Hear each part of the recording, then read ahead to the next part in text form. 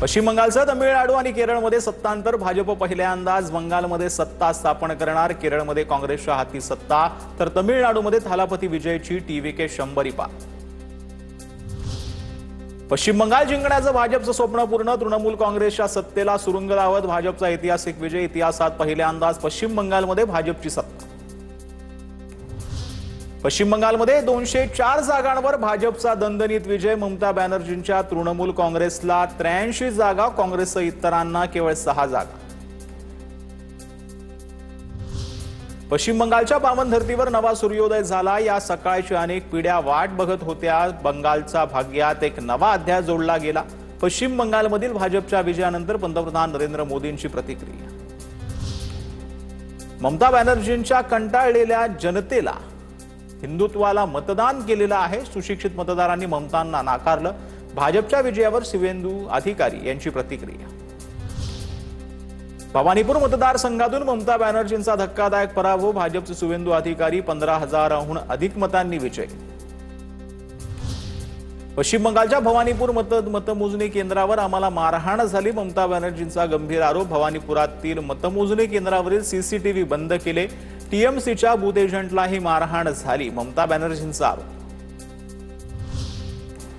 पश्चिम बंगाल सरकारच्या मुख्य सचिवांचा महत्त्वाचा आदेश। कार्यालयातील महत्त्वाची कागदपत्र कार्यालयाच्या बाहेर नेण्यास बंदी। सर्व फाईल्स व कागदपत्रांची योग्य नोंद ठेवणं बंधनकारक। नियमांचे काटेकोरपणे पालन करण्याची अधिकाऱ्यांना सूचना। काँग्रेसचे नेते राहुल गांधींचा ममता बॅनर्जी आणि एम.के. स्टॅलिन यांना फोन करून ममता बॅनर्जी आणि एम.के. स्टॅलिन यांच्याशी निवडणूक निकालाबाबत केली चर्चा। यासोबतच टीव्हीके पक्षाचे अध्यक्ष अभिनेते विजय यांच्याशीही संवाद साधत त्यांचं विजयाबद्दल अभिनंदन केलं।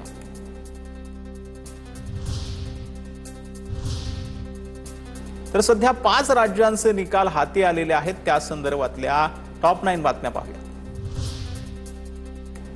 तमिळनाडूच्या राजकारणामध्ये 59 वर्षांनंतर मोठा उलटफेर। थालापती विजयच्या टीव्हीके पक्षाला 108 जागा, सत्ताधारी स्टॅलिन यांना मोठा धक्का। डीएमकेला 73 जागा, एडीएमकेला 53 जागा। 1967 नंतर तमिळनाडूमध्ये पहिल्यांदाच तिसऱ्या पक्षाची सत्ता येणार। 1967 पासून तमिळनाडूमध्ये द्रमुक किंवा अण्णा द्रमुकची सत्ता असायची। तब्बल 59 वर्षांनंतर तमिळनाडूच्या राजकारणात मोठा उलटफेर झाला। तमिळनाडूमध्ये अभिनेता विजयच्या घरी जल्लोष करण्यात आला। टीव्हीकेला मिळालेल्या विजयानंतर कुटुंबियांकडून घरातच आनंदोत्सव साजरा करण्यात आला। तमिळनाडूत अभिनेता विजय थालापती यांचा पक्ष विजयी झालेला आहे। कार्यकर्त्यांमध्ये जल्लोषाचं वातावरण पाहायला मिळालं। चेन्नईत टीव्हीके पक्षाच्या कार्यकर्त्यांकडून एकमेकांना लाडू पेढे भरवत जल्लोष करण्यात आला।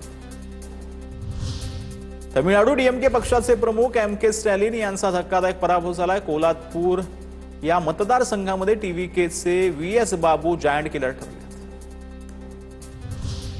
केरळमध्ये डाव्यांच्या सत्तेला सुरुंग लागलाय। काँग्रेस प्रणित आघाडीला बहुमत मिळवण्यात यश आलेलं आहे। यूडीएफला 102 जागा तर डाव्यांच्या आघाडीला 35 जागा, भाजपला 3 जागा।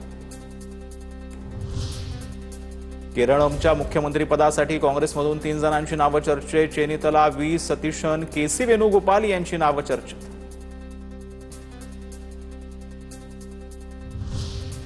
आसाममध्ये भाजपची हॅट्रिक। काँग्रेस पिछाडीवर हेमंत बिस्वा यांच्या नेतृत्वाखाली भाजप पुन्हा सरकार स्थापन करणार। भाजपला 101, काँग्रेस 23 जागांवर।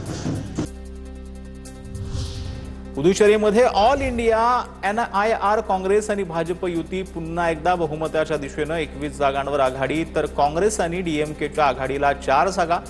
एन रंगास्वामी पुन्हा एकदा मुख्यमंत्री होण्याची शक्यता।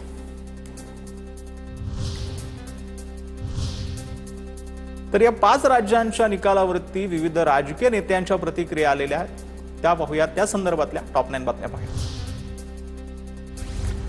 पश्चिम बंगालला कुशासनातून बाहेर काढण्याचं काम भाजपनं केलं। जनतेनं मोदींवर विश्वास दाखवला। घुसखोरी, दहशतवादी कारवायांपासून भारताला वाचवणारा विजय। मुख्यमंत्री फडणवीसांचं भाषण। 5 राज्यांपैकी 3 राज्ये भाजप एनडीएने जिंकले आहेत। त्याबद्दल मी पंतप्रधानांचं अभिनंदन करतो। खरा विजय हा बंगालमध्ये झालेला आहे। बंगालमध्ये मोदीजींचा विश्वास जिंकला आहे तर ममता दीदींचं भय पराभूत झालं आहे। उपमुख्यमंत्री एकनाथ शिंदेंचं वक्तव्य। पश्चिम बंगालमध्ये पॅरामिलिटरीने ताबा घेतला, 90 लाख मतं डिलीट केली गेली. संजय राऊतांची भाजपवर टीका. तसंच निवडणूक आयोग हा त्यांचा मित्र पक्ष आहे, त्यामुळे ते काहीही करू शकतात. संजय राऊतांचा हल्लाबोल. दुहेरी भूमिका बंद करा, नवनाथ बन यांची संजय राऊतांवर टीका. 5 पैकी 3 राज्यात भाजप एनडीएला स्पष्ट बहुमत. आसाम बंगालमध्ये कमळ फुललं. देश मोदी शहा यांच्या पाठीशी, नवनाथ बन यांची प्रतिक्रिया. देशाच्या सुरक्षेसाठी पश्चिम बंगालचा विजय महत्वाचा होता. खोट्या गोष्टी सांगून जिंकू शकत नाही, या विजयानं दाखवून दिलं.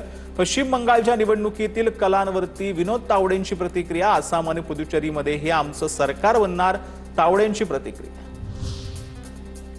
90 लाख लोकांना मतदान करू दिलं नाही, पण तरीही ममता बॅनर्जींनी चांगली लढत दिली.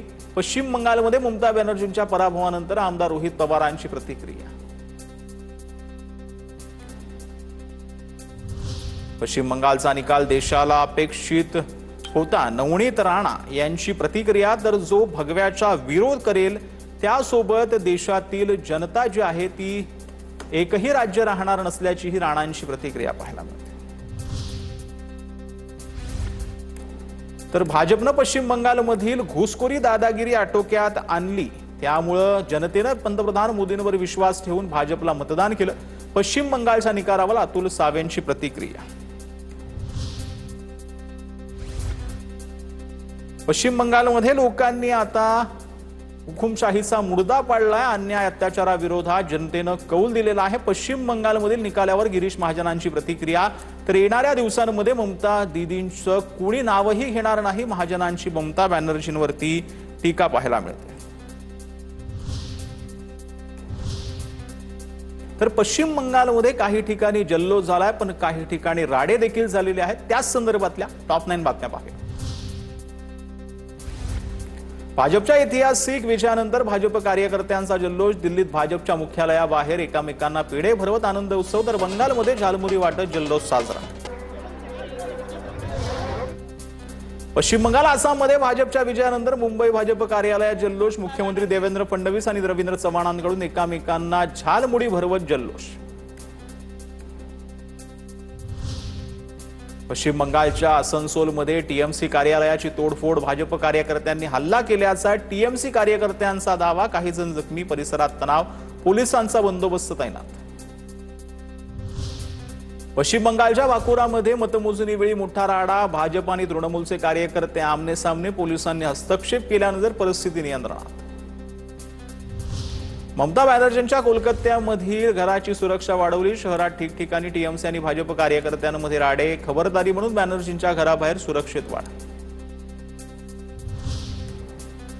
पश्चिम बंगालच्या भवानीपूर विधानसभेच्या मतमोजणी केंद्राबाहेर टीएमसी आणि भाजप प्रतिनिधींमध्ये वाद झाला. भवानीपूरच्या सखावत मेमोरियल शाळेतील मतदान केंद्राबाहेर वाचावाची झाली. यावेळी मतदान केंद्राबाहेर काही काळ तणावाचं वातावरण झालं होतं.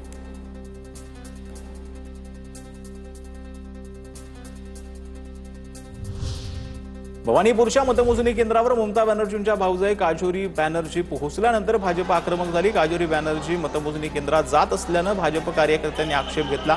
कार्यकर्त्यांकडून जोरदार घोषणाबाजी करण्यात आली. अभिनेत्री त्रिशा कृष्णनकडून अभिनेते तलपती विजय यांची भेट घेण्यात आली. विधानसभा निवडणुकीत टीव्हीके पक्षाच्या ऐतिहासिक विजयानंतर सदिच्छा भेट घेतल्याची माहिती आहे.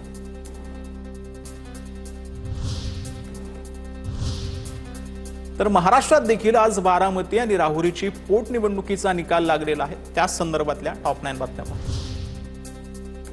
सुनेत्रा पवारांच्या बारामतीमध्ये नवा विक्रम. 2019 मधील दादांच्या मताधिक्यापेक्षा सुनेत्रा पवारांना जास्त मताधिक्य. सुनेत्रा पवारांना 2,14,000 मताधिक्य. बारामतीकरांनी दादांमुळे माझ्यावर विश्वास ठेवून मतदान केलं. आजचा विजय दादांना आदरांजली आहे. विजयाचा गुलाल उधळू नका. उपमुख्यमंत्री सुनेत्रा पवारांचं कार्यकर्त्यांना आवाहन. सुनेत्रा पवारच बारामतीच्या वारसदार आहेत. 2029 मध्येही बारामतीतून सुनेत्रा पवार उमेदवार असतील आणि आम्ही त्यांना निवडून आणू. विधानसभा पोटनिवडणूक निकालाच्या दिवशी मंत्री दत्तात्रय भरणे यांचं मोठं वक्तव्य. बारामती विधानसभा पोटनिवडणुकीतील विजयाबद्दल सर्व बारामतीकरांचे मनपूर्वक आभार. सुनेत्रा पवारांच्या विजयानंतर जय पवार यांची प्रतिक्रिया. तर विजयानंतर जल्लोष करू नका. जय पवारांचं कार्यकर्त्यांना आवाहन. बारामतीत सुनेत्रा पवारांना मिळालेल्या प्रचंड यशानंतर आमदार रोहित पवारांकडून अभिनंदन। हा विजय म्हणजे अपेक्षेप्रमाणे बारामतीकरांनी दाखवून दिलेलं अजितदादांवरील प्रेम आणि त्यांना कृतज्ञतेने वाहिलेली आदरांजली आहे। रोहित पवारांची प्रतिक्रिया। राहुरी विधानसभा पोटनिवडणुकीमध्ये भाजपच्या अक्षय कर्डिलेंचा विजय 1,34,000 मताधिक्याने कर्डिलेंना विजयी झालेले आहेत आणि त्यांनी गुलाल देखील उधळला आहे।